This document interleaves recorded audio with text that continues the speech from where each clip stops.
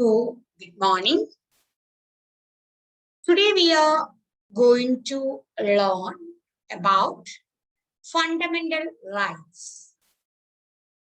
So, fundamental rights of Indian Constitution. So, you can see this figure here.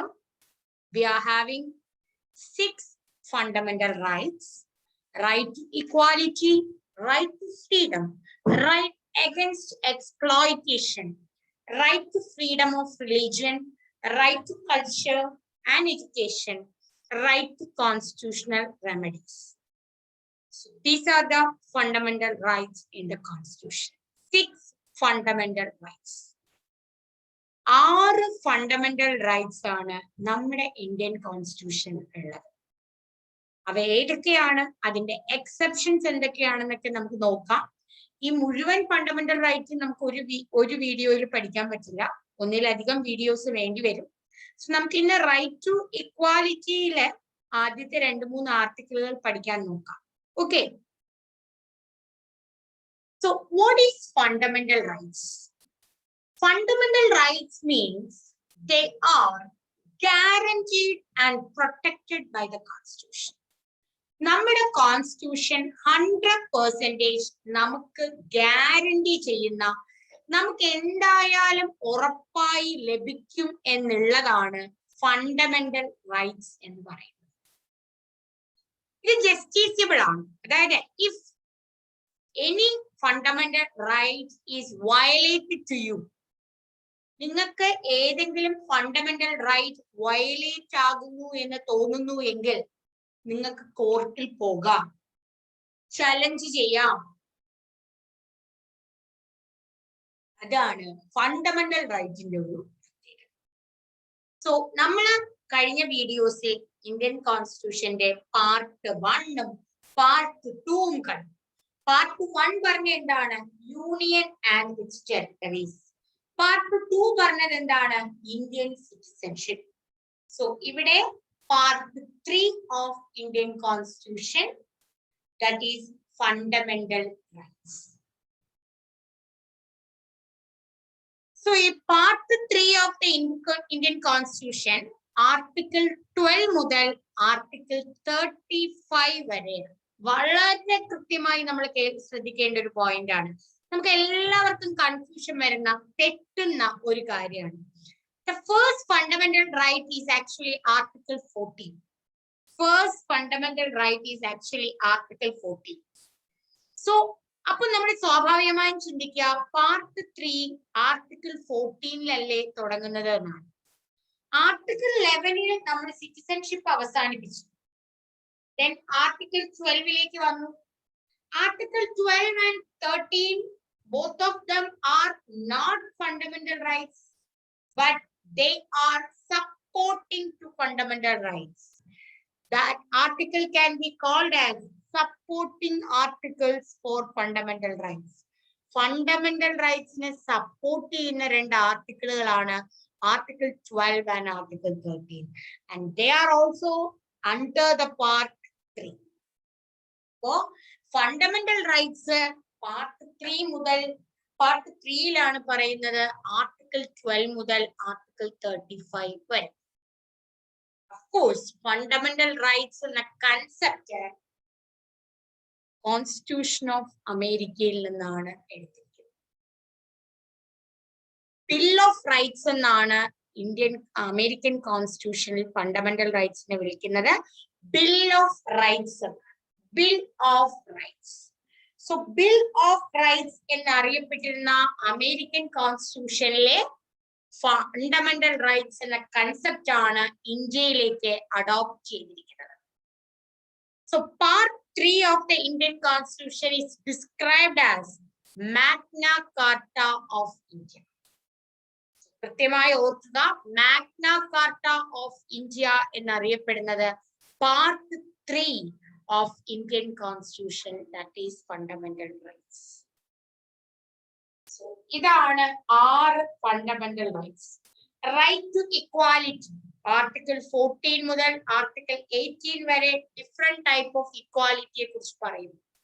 Right to freedom article 19 മുതൽ article 22 വരെ different type of ഫ്രീഡംസിനെ കുറിച്ച് പറയും.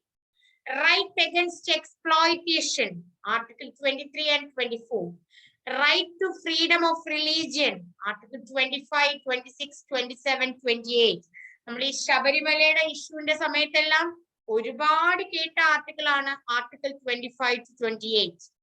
Cultural and educational rights, Article 29 to Article 30.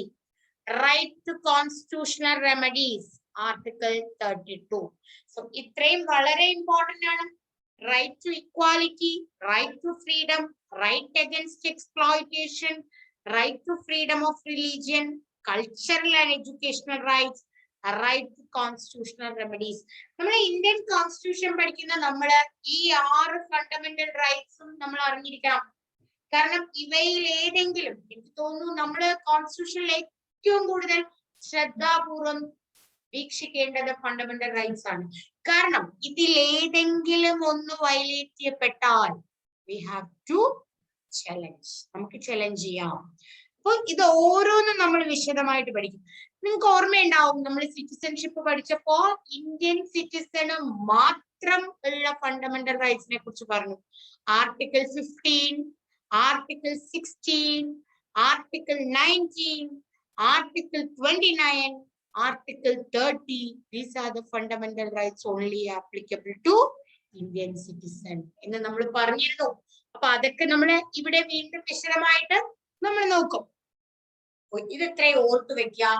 Right to equality, Article 14 to 18, right to freedom, Article 19 to 22, right against exploitation, Article 23, 24, right to freedom of religion, Article 25, 26, 27, 28, cultural and educational rights, Article 30 and 30, 29 and 30, right to constitutional remedies, Article 32.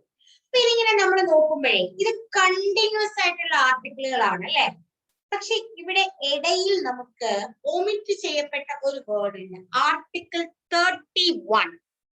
Article 31. So article 31 എന്താണ്? അതും ഒരു fundamental right ആയിരുന്നു at the time of Indian constitution commencement. നമ്മുടെ Indian constitution നിലവിൽ വന്നപ്പോൾ article 31 is also a fundamental right, that is right to property. Right to property. ഇവിടെ ഒരു question ആണ്. In 1915, January 26, Indian Constitution came into force. ആ സമയത്ത് how many fundamental rights was there? 7 fundamental rights at the beginning. That the 7th one is right to property, that is Article 31. But that was deleted from the list of fundamental rights by the 44th Constitutional Amendment Act of 1978, and it is made as legal right under 300A in part 12 of the Constitution. So at present there are only 6 fundamental rights in the Indian Constitution. Very very important topic ആണ്. Fundamental റൈറ്റുകൾ 7 ഉണ്ടായിരുന്നു, അതിപ്പോ 6 ഉള്ളൂ. ഒരെണ്ണം right to property ആയിരുന്നു, article 31. അത് fundamental റൈറ്റിൽ നിന്നും remove ചെയ്യപ്പെട്ടു. On which amendment? Under which amendment? 44th Constitutional Amendment Act 1978. നമ്മൾ ഓർക്കുക, അമെന്റ്മെന്റുകളും നമ്മൾ സൈഡിൽ കൂടെ പഠിക്കേണ്ട കാര്യങ്ങളാണ്. ഇത് സെപ്പറേറ്റ് നമുക്ക് പഠിക്കണ്ട, ഇടയിൽ നമ്മൾ എവിടെയെങ്കിലും ഒക്കെ പഠിക്കുമ്പോൾ എഴുതി വെച്ചാൽ മതി.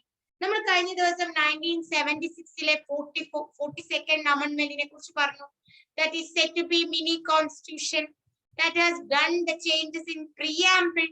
നമ്മൾ പറഞ്ഞു preamble ചേഞ്ച് വരുത്തിയ ഒരു കോൺസ്റ്റിറ്റ്യൂഷൻ അമെന്റ്മെന്റ് ആക്ട് ആണ് ഏത്? 42nd amendment act. അത് 1976 2 years കഴിഞ്ഞ് 44th കോൺസ്റ്റിറ്റ്യൂഷണൽ അമെന്റ്മെന്റ് ആക്ട് വന്നു 1978. So our Amendment Act, right to property was deleted from the list of fundamental rights and it is added as legal right under Article 300A in Part 12 of the Constitution. So Part 3 the right to property, it became the legal right under 300A, that is in Part 12 of the Constitution. So now, how many fundamental rights are in the Constitution? 6 fundamental rights are in the Constitution. Clear? ഇനി നമുക്ക് fundamental റൈറ്റ്സിലേക്ക് പോകുന്നതിന് മുമ്പ് നോക്കാം. What do you mean by Article 12? Article 12 പറയുന്നത് definition of state. That means ഈ fundamental rights throughout the fundamental rights a word will come. State. State എന്നൊരു word fundamental റൈറ്റ്സിൽ എല്ലായിടത്തും പറയും. What is the meaning of that word state? Government, state means it can be government or Parliament of India. State means government or legislature of states, all local bodies, municipalities, panchayat, district boards, improvement trust, etc. All other authorities like the LIC, ONGC, SAIL, Election Commission, whatever be. So according to Supreme Court, even a private body or an agency working as an instrument of the state falls within the meaning of state under Article 12. അതായത് ഈ മേളിൽ പറഞ്ഞ ഏതെങ്കിലുമായി ബന്ധപ്പെട്ട് ഒരു private body പ്രവർത്തിക്കുന്നെങ്കിൽ പോലും അതിനെ നമുക്ക് state എന്ന് വിളിക്കാം. അതായത് ഇവയിൽ ഏതെങ്കിലും ഒരിടത്ത് നിന്ന് you are getting any violation of fundamental rights, you can challenge that in the court. Clear? So state has been defined in a wider sense so as to include all its agencies. It is the action of these agencies that can be challenged in the court as violating the fundamental rights. ഇതിലെ ഏതെങ്കിലും agency fundamental right violate ചെയ്യുന്നു എന്ന് തോന്നിയാൽ you can challenge in the court. അതാണ് സ്റ്റേറ്റിന്റെ meaning. അതായത് നമ്മുടെ സംസ്ഥാനം എന്നൊരു മീനിങ് അല്ല സ്റ്റേറ്റിന്. State may be any institution, any body, any instrument in our country. Okay, അവിടെ ഒരു എക്സെപ്ഷൻ ഉണ്ട്. Unaided private minority schools over which government has no administrative control because of their autonomy under Article 31 of the Constitution are not state with the meaning of Article 12. For unaided private schools or colleges, they are having no administrative role for the government. Government in ഒരു administrative role ഇല്ലാത്ത സ്ഥാപനങ്ങളിൽ അതിനെ നമുക്ക് state എന്ന് consider ചെയ്യാൻ പറ്റില്ല. Because if you are working in a private school and you are facing a violation of a fundamental right, I think you cannot challenge in the court. Okay, because that is not under the government control. This is the definition of state. And Article 13 deals with laws inconsistent with fundamental rights. വളരെ എളുപ്പമാണ്. അതായത് if any law or part of law or clause of law that are inconsistent with in the derogation of any fundamental right shall be proved. അതായത് ഏതെങ്കിലും ഒരു fundamental റൈറ്റുമായി യോജിക്കാത്ത തരത്തിൽ ഒരു നിയമം പാസ്സാക്കപ്പെടുകയാണെങ്കിൽ അല്ലെങ്കിൽ അതിന്റെ ഒരു നിയമത്തിൽ ഒരു ചെറിയ പാർട്ട് ഏതെങ്കിലും ഒരു ഫണ്ടമെന്റൽ റൈറ്റിനെ വയലേറ്റ് ചെയ്യുന്ന തരത്തിലുള്ളതാണെങ്കിൽ ആ ലോ എന്താണ്? അത് വോയിഡ് ആണ്. അതായത് അതിനൊരിക്കലും സ്ഥാനമില്ല. അത് നമുക്ക് എന്ത് ചെയ്യാം? അതിനെ നമുക്ക് ശ്രദ്ധിക്കണ്ട. അതിനൊരു നൾ എഫക്റ്റ് ആണ്, അല്ലെങ്കിൽ അതിനെ നമുക്ക് റിമൂവ് ചെയ്യാം എന്നാണ് ആർട്ടിക്കിൾ 13. അങ്ങനെ ഒരു ലോക്ക് എന്തില്ല? കൺസിസ്റ്റൻസി ഇല്ല. അങ്ങനെ ഒരു ലോ നിലനിൽക്കില്ല. If you are making A parliament is making any law or part of law that is inconsistent with any one of the fundamental rights, then that law cannot be exist. ആ law ഒരിക്കലും നിലനിൽക്കില്ല എന്നാണ് article 13 പറയുന്നത്. So article 12 and 13 both of them are not fundamental rights, but they are very, very important to explain the fundamental rights. Clear? So article 12 and article 13. ഇനി നമുക്ക് article 14 to 18 ആണ് നോക്കേണ്ടത്. അതാണ് റൈറ്റ് ടു ഇക്വാലിറ്റി എന്ന് പറയുന്നത്. But here I am discussing only article 14. Article 14 means equality before law and equal protection of laws. 14 മുതൽ 18 വരെ ഇക്വാലിറ്റിയെ കുറിച്ചാണ് പറയുന്നത്. റൈറ്റ് ടു ഇക്വാലിറ്റി ആണ് പറയുന്നത്. റൈറ്റ് ടു ഇക്വാലിറ്റി എന്ന് പറയുന്ന ഫണ്ടമെന്റൽ റൈറ്റ് ലഭിക്കുന്നതിന് വേണ്ടിയുള്ള ആർട്ടിക്കിളുകളാണ് article 14 to 18. But article 14 saying equality before law and equal protection of law to all citizens. So article 14 ഒരു പേഴ്സണും ലോയുടെ മുമ്പിൽ ഒരു ഡിസ്ക്രിമിനേഷനും ഇല്ല. പക്ഷേ ഇവിടെ ഒരു പ്രത്യേകതയുണ്ട്. ഈ article that is applicable to both citizens and foreigners they are living in India. Both citizens and foreigners. So equality before law എന്ന് പറയുന്ന കൺസെപ്റ്റ് ബ്രിട്ടീഷ് ഒറിജിൻ ആണ്. അതുപോലെ ഈക്വൽ പ്രൊട്ടക്ഷൻ ഓഫ് ലോ എന്ന് പറയുന്നത് അമേരിക്കൻ കോൺസ്റ്റിറ്റ്യൂഷനിൽ നിന്ന് എടുത്ത ഒരു കൺസെപ്റ്റുമാണ്. ആർട്ടിക്കിൾ 14 തന്നെ രണ്ട് പാർട്ട് ഉണ്ട്. Equality before law and equal protection of law. So equality before law എന്ന കൺസെപ്റ്റ് ബ്രിട്ടീഷ് ഒറിജിനുമാണ്. ഈക്വൽ പ്രൊട്ടക്ഷൻ ഓഫ് ലോ എന്ന് പറയുന്ന കൺസെപ്റ്റ് അമേരിക്കൻ കൺസെപ്റ്റും ആണ്. ഈ ആർട്ടിക്കിൾ 14 എന്ന് പറയുന്നത് റൂൾ ഓഫ് ലോ എന്ന് പറയുന്ന ഒരു കൺസെപ്റ്റ് ആണ്. അതിന് സുപ്രീം കോടതിയുടെ ഭാഷയിൽ പറഞ്ഞ റൂൾ ഓഫ് ലോ ആണ്. അത് basic feature of the constitution ആണ്. അതുകൊണ്ട് അതിനെ നമുക്ക് കോൺസ്റ്റിറ്റ്യൂഷൻ അമെൻഡ്മെന്റ് വഴി ഒന്നും ഡിസ്ട്രോയ് ചെയ്യാൻ പറ്റില്ല. അത് ഓർക്കുക. ആർട്ടിക്കിൾ 14 ഒരു ബേസിക് ഫീച്ചർ ഓഫ് കോൺസ്റ്റിറ്റ്യൂഷൻ ആണ്. അപ്പൊ അതിനെ നമുക്ക് ഒരിക്കലും കോൺസ്റ്റിറ്റ്യൂഷൻ അമെൻഡ്മെന്റ് കൊണ്ടൊന്നും നമുക്ക് ഡിസ്ട്രോയ് ചെയ്യാൻ പറ്റില്ല. സോ ഇതാണ് article 14. Article 14 equality before law and equal protection of law. Okay. Then article 15 prohibition of discrimination on certain grounds.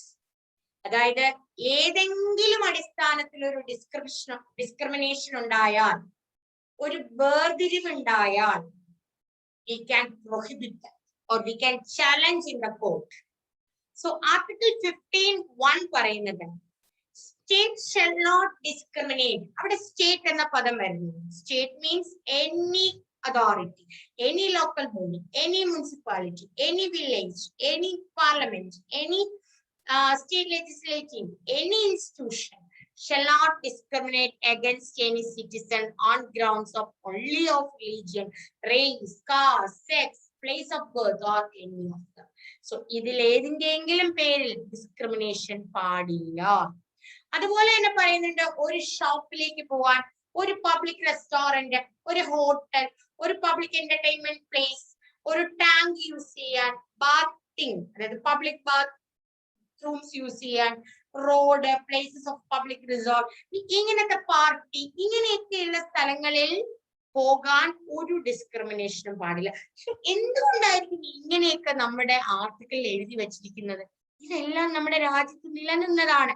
നമ്മൾ ഇന്ന് ഏത് റെസ്റ്റോറന്റിലും, ഏത് പബ്ലിക് പ്ലേസിലും, ഏത് ടൂറിസ്റ്റ് സ്പോട്ടിലും, ഏത് ഹോട്ടൽസിലും, എവിടെയും നമുക്ക് നമ്മുടെ ജാതി ഏതാണോ, നമ്മുടെ മതം ഏതാണോ, നമ്മുടെ സെക്സ് എന്താണോ, നമ്മുടെ റിലീജിയൻ, നമ്മുടെ റേസ്, ഇതൊന്നും നമ്മൾ നോക്കുന്നില്ല. ഒരു സ്ഥലത്തും നമ്മൾ നോക്കുന്നില്ല. പക്ഷേ ബിഫോർ 1947 അതായിരുന്നു സിറ്റുവേഷൻ. എല്ലാ ജാതിയിലുള്ളവർക്കും എല്ലായിടത്തും പോകാനുള്ള ഒരു സിറ്റുവേഷൻ ഉണ്ടായിരുന്നോ? ഇല്ല. നമുക്കറിയാം, നമ്മൾ കേട്ടിട്ടുള്ള കഥകളാണ്. ഒരുപാട് തരത്തിലുള്ള ഡിസ്ക്രിമിനേഷൻ. ഈ പറയുന്ന സാധനങ്ങൾ, ഈ പറയുന്ന ഗ്രൗണ്ട്സിലെല്ലാം ഇന്ത്യയിൽ ഡിസ്ക്രിമിനേഷൻ നിലനിന്നിരുന്നു. അതുകൊണ്ടാണ് ഇതെല്ലാം സ്പെഷ്യൽ ആയിട്ട് കോൺസ്റ്റിറ്റ്യൂഷനിൽ എഴുതി വെച്ചിരിക്കുന്നത്. കാരണം ഇതെല്ലാം ഇവിടെ നിലനിന്നതാണ്. അതുകൊണ്ടാണ് ഇതെല്ലാം വ്യക്തമായി കോൺസ്റ്റിറ്റ്യൂഷനിൽ എഴുതി വെച്ചിരിക്കുന്നത്. Okay. Article 15(1) discrimination only by the state തന്നെ പറയുന്നുള്ളൂ. ആർട്ടിക്കിൾ 15(2) അവിടെ ഒരു ആഡഡ് കൂടെ കൊടുത്തു. സ്റ്റേറ്റ് മാത്രമല്ല പ്രൈവറ്റ് ഇൻഡിവിജ്വൽ, ഏതെങ്കിലും ഒരു മനുഷ്യൻ, ഒരു ഒറ്റയ്ക്ക് ഒരാൾ നിങ്ങളോട് ഇതിൽ ഏതെങ്കിലും ഒരു മാർഗത്തിൽ ഒരു ഡിസ്ക്രിമിനേഷൻ കാണിച്ചാലും നിങ്ങൾക്ക് കോടതിയിൽ ചലഞ്ച് ചെയ്യാം. കാരണം article 15(1) state shall not discriminate എന്നാ പറയുന്നത്. But article 15(2) is telling about the private individuals also. If any one of the individual in India is discriminate ചെയ്യുകയാണെങ്കിൽ യു ക്യാൻ ചാലഞ്ച്. ഓക്കെ, അതാണ് ആർട്ടിക്കിൾ 15(2) പറയുന്നത്. ഓക്കെ, അപ്പൊ അതാണ് ഈ രണ്ട് ആർട്ടിക്കിൾ 15 അകത്ത് തന്നെ 15(1) ഉണ്ട്, 15(2) ഉണ്ട് എന്ന്. അപ്പൊ നമ്മള് ഈ ഇന്ത്യൻ സിറ്റിസൺഷിപ്പ് പഠിച്ചപ്പോ പറഞ്ഞതാണ് article 15 is only applicable to Indian citizen. Indian സിറ്റിസന് മാത്രം, ഫോറിനേഴ്സിന്, ഏലിയൻസിന് ഒരിക്കലും ആപ്ലിക്കബിൾ അല്ല ആർട്ടിക്കിൾ 15 എന്ന് പറയുന്നത്. ആർട്ടിക്കിൾ 15 കുറച്ച് എക്സെപ്ഷൻസ് ഉണ്ട്. ആർട്ടിക്കിൾ 15(3) പറയുന്നു the state is permitted to make any special provision for women and children. നമ്മുടെ ലോക്കൽ ബോഡി ഇലക്ഷന് അല്ലെങ്കിൽ ഫ്രീ എഡ്യൂക്കേഷൻ ചിൽഡ്രനും വിമൻ അങ്ങനെയൊക്കെ നമുക്കുണ്ട്. അപ്പൊ അത് ഈ ഒരു സ്വാഭാവികമായിട്ട് നമുക്ക് ചിന്തിക്കാം, നമ്മുടെ SC/ST റിസർവേഷൻ, നമ്മുടെ വിമൻ റിസർവേഷൻ, ഇതെല്ലാം ശരിക്കും ആർട്ടിക്കിൾ 15 വയലേറ്റ് ചെയ്യുന്നതല്ലേ എന്ന് നമുക്ക് ചിന്തിക്കാം. അപ്പൊ അവിടെ എക്സെപ്ഷൻസും ഉണ്ട്, അതും ഇന്ത്യൻ കോൺസ്റ്റിറ്റ്യൂഷൻ എഴുതി വെച്ചിട്ടുണ്ട്. അതുകൊണ്ടാണ് നമുക്ക് നമ്മൾ ഗേറ്റിന് അപ്ലൈ ചെയ്യുമ്പോൾ 1500 ആണ് ഫീസ് എങ്കിൽ നമുക്ക് 750 കൊടുത്താൽ മതി വിമൻ ആയതുകൊണ്ട്. അതൊരു ഡിസ്ക്രിമിനേഷൻ അല്ലേ എന്ന് നമ്മൾ ചിന്തിക്കുന്നുവെങ്കിൽ അതൊരു കോൺസ്റ്റിറ്റ്യൂഷൻ വയലേഷൻ ആണോ? അല്ല, because that is written in our constitution. Article 15(3) പറയുന്നുണ്ട് a state can permit any special provision for women and children. സ്ത്രീകൾക്കും കുട്ടികൾക്കും സ്പെഷ്യൽ പ്രൊവിഷൻസ് കൊടുക്കാം എന്ന് ആർട്ടിക്കിൾ 15(3) പറയുന്നുണ്ട്. ആർട്ടിക്കിൾ 15(4) പറയുന്നുണ്ട് the state is permitted to make any special provision for the advancement of any socially and educationally backward classes of citizens for the scheduled caste and scheduled tribes. അതായത് scheduled കാസ്റ്റിനും scheduled ട്രൈബ്സിനും education ആയിട്ട് നമുക്ക് എന്ത് provision വേണമെങ്കിലും special provisions കൊടുക്കാം. അതുകൊണ്ടാണ് ഫീ concessions എല്ലാം, reservation സീറ്റ്സും ഫീ കൺസെഷനും ഒക്കെ വന്നത്. ശരിക്കും പറഞ്ഞാൽ ഏറ്റവും ശ്രദ്ധിക്കേണ്ട ഒരു കാര്യം, ഫസ്റ്റ് കോൺസ്റ്റിറ്റ്യൂഷണൽ അമെൻഡ്മെന്റ് ആക്ട് 1951 ആണ് ഈ ആർട്ടിക്കിൾ 15(4) എന്ന് പറയുന്നത്. അതായത് നമ്മുടെ കോൺസ്റ്റിറ്റ്യൂഷൻ നിലവിൽ വന്നു കഴിഞ്ഞ് ആദ്യമായി നടന്ന അമെൻഡ്മെന്റ് എന്ന് പറയുന്നത് 1951 That amendment was this. അതായത് a scheduled tribe, a scheduled caste, a backward classന് ഫീ കൺസെഷനും റിസർവേഷനും ഒക്കെ ഒരു സ്റ്റേറ്റിൽ നടത്താം, അതൊരു ഡിസ്ക്രിമിനേഷൻ അല്ല എന്ന് എഴുതി വെച്ചത് ആർട്ടിക്കിൾ 15(4) അതൊരു അമെൻഡ്മെന്റ് ആയിരുന്നു, the first amendment in the 1951. Article 15(5) പറയുന്നു educationally backward classes for the education scheduled caste for their admission private institutionലും കൂടെ. അത് വളരെ ഇമ്പോർട്ടന്റ് ആണ്. 15(4) പബ്ലിക് എഡ്യൂക്കേഷണൽ ഇൻസ്റ്റിറ്റ്യൂഷനെ കുറിച്ച് മാത്രമേ പറയുന്നുള്ളൂ. ബട്ട് 15(5) അൺഎയ്ഡഡ് ഓർ എയ്ഡഡ് ആയിട്ടുള്ള പ്രൈവറ്റ് എഡ്യൂക്കേഷണൽ ഇൻസ്റ്റിറ്റ്യൂഷനിലും കുട്ടികൾക്ക്, ബാക്ക്വേർഡ് ക്ലാസ്സിലുള്ള കുട്ടികൾക്ക്, എഡ്യൂക്കേഷണലി ബാക്ക്വേർഡ് ആയിട്ടുള്ള ഷെഡ്യൂൾഡ് കാസ്റ്റോ ഷെഡ്യൂൾഡ് ട്രൈബ്സോ ആയിട്ടുള്ളവർക്ക് റിസർവേഷൻ, ഫീ കൺസെഷൻ, മൈനോറിറ്റി ഫീ കൺസെഷൻ എന്നിവ എവിടേക്ക് കൊടുക്കണം? എയ്ഡഡ് അൺഎയ്ഡഡ് സ്ഥാപനങ്ങളിലും കൊടുക്കണമെന്ന് 15(5) പറയുന്നുണ്ട്. That is the amendment, 93rd amendment which was done by 2005. കൃത്യമായിട്ട് ശ്രദ്ധിക്കൂ. 15 എന്ന് പറയുന്ന ആർട്ടിക്കിൾ ഡിസ്ക്രിമിനേഷൻ പാടില്ല എന്ന് പറഞ്ഞു. 15(1) പറഞ്ഞു, 15(1) ഡിസ്ക്രിമിനേഷൻ പാടില്ല എന്ന് പറഞ്ഞത്. 15(2) പറഞ്ഞു സ്റ്റേറ്റ് മാത്രമല്ല പബ്ലിക് പ്രൈവറ്റ് ഇൻഡിവിജ്വലിനും ഡിസ്ക്രിമിനേഷൻ പാടില്ല. പക്ഷെ 15(3) മുതൽ പിന്നെ ഉള്ളതെല്ലാം exceptions to 15(1 and 2. So exceptions 15(3) ആദ്യം തന്നെ പറയുന്നു വിമൻ ആൻഡ് ചിൽഡ്രന് സ്പെഷ്യൽ പ്രൊവിഷൻ കൊടുക്കാം. 15(4) അമെൻഡ്മെന്റിലൂടെ വന്നതാണ്, ഫസ്റ്റ് അമെൻഡ്മെന്റ്. അതായത് scheduled caste, scheduled tribes, backward ക്ലാസ്സസിലുള്ള കുട്ടികൾക്ക് reservation of fees, fee concession ഒക്കെ public educational institution. That is very very important. ഗവൺമെന്റിന്റെ അണ്ടറിലുള്ള എഡ്യൂക്കേഷണൽ ഇൻസ്റ്റിറ്റ്യൂഷൻസിൽ റിസർവേഷൻ വേണം എന്നാണ് 15(4) പറയുന്നത്. 1951 ആ അമെന്റ്മെന്റ് വന്ന് 15(4) എന്ന ആർട്ടിക്കിൾ വന്നു. പിന്നെ എത്രയോ വർഷങ്ങൾക്ക് ശേഷം, ഏകദേശം 54 വർഷങ്ങൾക്ക് ശേഷമാണ് 93rd അമെന്റ്മെന്റിൽ 2005 പ്രൈവറ്റ് ഇൻസ്റ്റിറ്റ്യൂഷൻസിലും എന്ത് വേണം ഈ റിസർവേഷൻസ് എല്ലാം വേണമെന്ന് 15(5) പറയുന്നത്. ഇനി 15(6) കൂടെ നോക്കാം. അത് ഏറ്റവും അവസാനത്തെ അമെന്റ്മെന്റ് ആണ്. 1/3 103 അമെന്റ്മെന്റ്